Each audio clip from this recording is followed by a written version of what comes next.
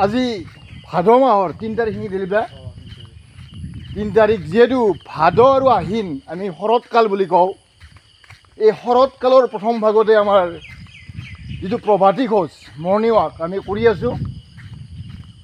আমি অলৰেডি শংকুৰীয়া ঘাটেদি পাৰ হৈ এতিয়া আমি ঠিক ভানুকুছিৰ মাজেদি গৈ আছোঁ। ফ্ৰেণ্ডছ, আপোনালোকে এনেকুৱা প্ৰভাতী খোজত অংশগ্ৰহণ কৰক, দেহ মন সুস্থ ৰাখক, তেতিয়াহ'লে আপোনালোকৰ যিটো এই জীৱন ধাৰণৰ যিটো জীৱনশৈলী আপোনালোকৰ মানে ভাল হ'ব, মংগল হ'ব।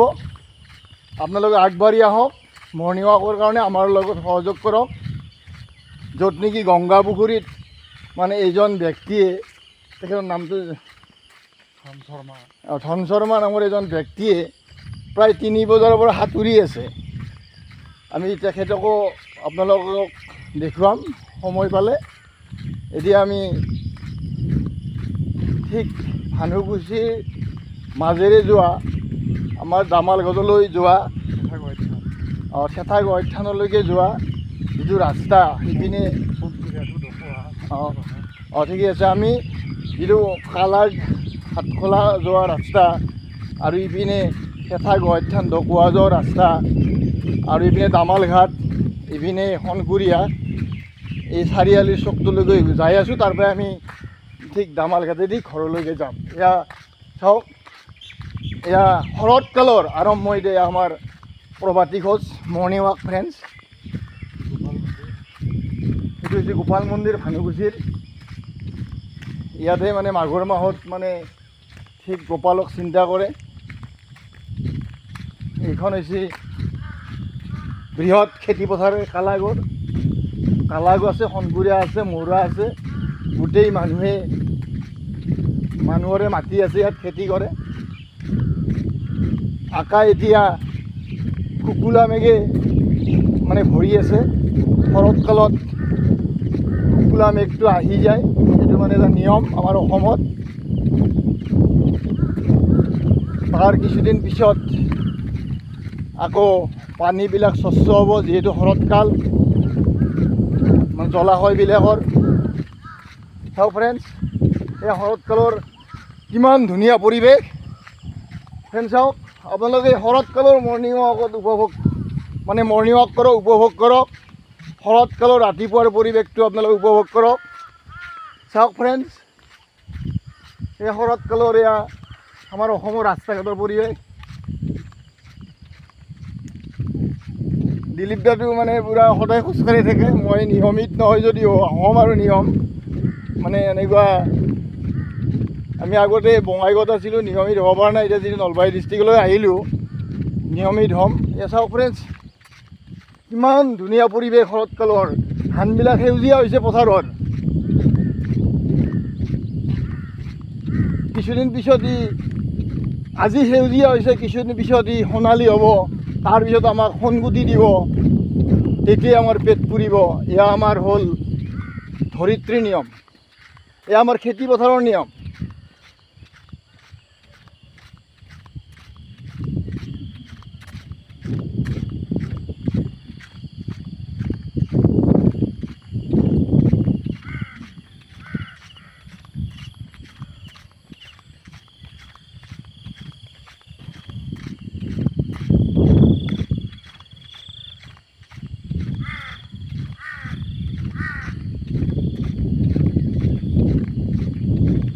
বহুত গৰম আছিলে, কিন্তু ঠিক 2-3 দিনৰ পৰা, অৰ্থাৎ ভাদ মাহৰ 1 তাৰিখৰ পৰা আৰু 3 তাৰিখলৈকে গৰমটো কমি গৈছে।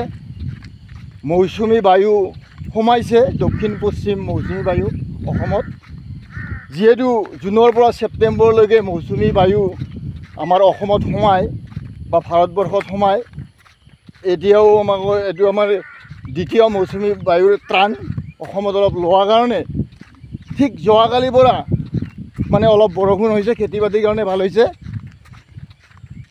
আৰু মৌচুমী মোটামুটি আহি আছে, অলপ মানে হাৱাটো পাই আছোঁ মৌচুমী বায়ুৰ। যিহেতু ঠাণ্ডা, মৌচুমী বায়ুত পানী আছে, পানী মিহলি হৈ আছে।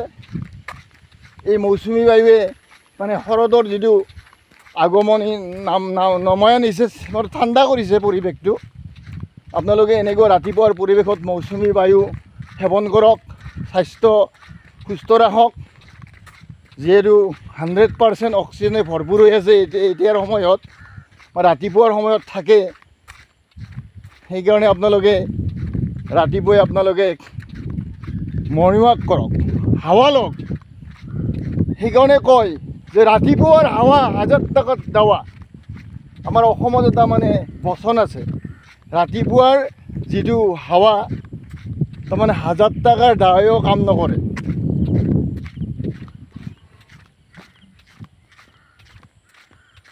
আমি এতিয়া যিটো ডকোৱা হেঠাগড় থান, এইপিনে পূবে গৈছে আপোনাৰ কালাগড় যি দোলখলা, আৰু পশ্চিমে গৈছে দামালঘাট, আৰু উত্তৰে গৈছে মোটামুটি শংকৰীয়া। সেই চাৰিআলিৰ চকটো পাম, তাৰ পৰা আমি আকৌ পশ্চিমে সোমাই যাম আমাৰ ঘৰলৈ। চাৰিআলিৰ চকটোলৈকে যাই আছোঁ। দিলীপ দা মোৰ লগত আছেই অলৰেডি। বহুদিন মৰ্ণিং ৱাক কৰিলোঁ, কিন্তু মাজতে আমি 12 বছৰ আমি ঠিক একেলগ হৈ কৰিব পৰা নাই। এতিয়া আকৌ নলবাৰী ডিষ্ট্ৰিক্টতে যিহেতু আমাৰ কৰ্মস্থান, এতিয়া আমি মানে অলপ মৰ্ণিং ৱাকত মনোযোগ দিম। শৰৎকালো আহিছে, শৰৎকালৰ পৰিৱেশ বেলেগ ফ্ৰেণ্ডছ। এতিয়া কহুৱা ফুলিব, শেৱালি ফুলিব, বিভিন্ন ফুল ফুলিব। এই ফুলৰ সুগন্ধি লৈ এয়া শৰতৰ কালৰ এয়া আমাৰ মৰ্ণিং ৱাক প্ৰবাদী খোজ ফ্ৰেণ্ডছ।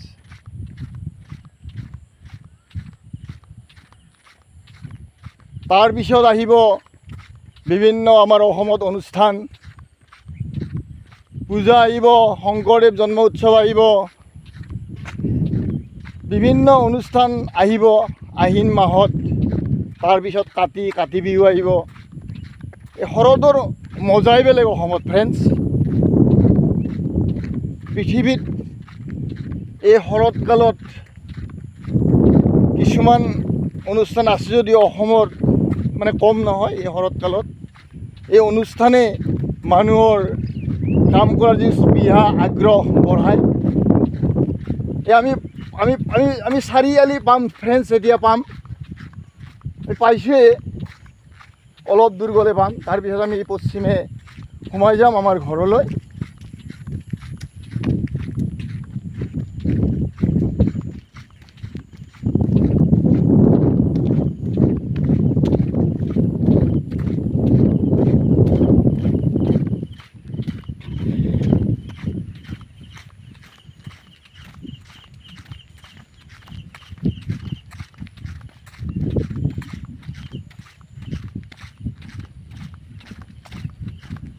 ফ্ৰেণ্ড চাওক, ইয়াৰ চাৰিআলি পাইছোঁ। এইটো হ'ল ঠিক ভানুকুচি, পৰাগুচি আৰু ইয়াৰে মধ্যভাগত আছে এয়া চাৰিআলি ফ্ৰেণ্ডছ। এনেকৈ পূব দিশ কালাগড় দোলখলা হৈ বিভিন্ন স্থানলৈকে যাব পাৰি। এইপিনে হ'ল ফ্ৰেণ্ড চাওক, এইটো হৈছে কুমাৰকুচি ৰাইমাদা হৈ ঠেঠাগড় থানলৈ, এইটো আপোনাৰ দক্ষিণ দিশ। তাৰপিছত গুৱাহাটীলৈকে বিভিন্ন স্থানলৈকে যাব পাৰি। এইটো পশ্চিম, এইটো আমাৰ যিটো হাজো নলবাৰী গুৱাহাটী ৰোডলৈকে এনেকৈ যাব পাৰি দামালঘাটৰ দলং পাৰ হৈ। এইটো উত্তৰ, এইটো শংকৰীয়া মৌৰা বিভিন্ন স্থানৰ মাজেদি নলবাৰী টাউনলৈকে যাব পাৰি ফ্ৰেণ্ডছ। এয়া হ'ল চাৰিআলি। এই চাৰিআলিতে আমাৰ মৰ্ণিং ৱাকৰ আজি যিটো আহিন মাহৰ অৰ্থাৎ ভাদ আহিন মাহৰ শৰৎকালৰ যিটো মৰ্ণিং ৱাক, শৰৎ মানে আগমনৰ যিটো মৰ্ণিং ৱাকটো ইয়াতে সামৰণি মাৰিছোঁ ফ্ৰেণ্ডছ। আপোনালোকে এই শৰতৰ আগমনত মৰ্ণিং ৱাক কৰক, হাৱা লওক, আৰু আপোনালোকৰ দেহ মন সুস্থ ৰাখক। এয়া মোৰ আপোনালোকলৈ আহ্বান থাকিল। ধন্যবাদ ফ্ৰেণ্ডছ।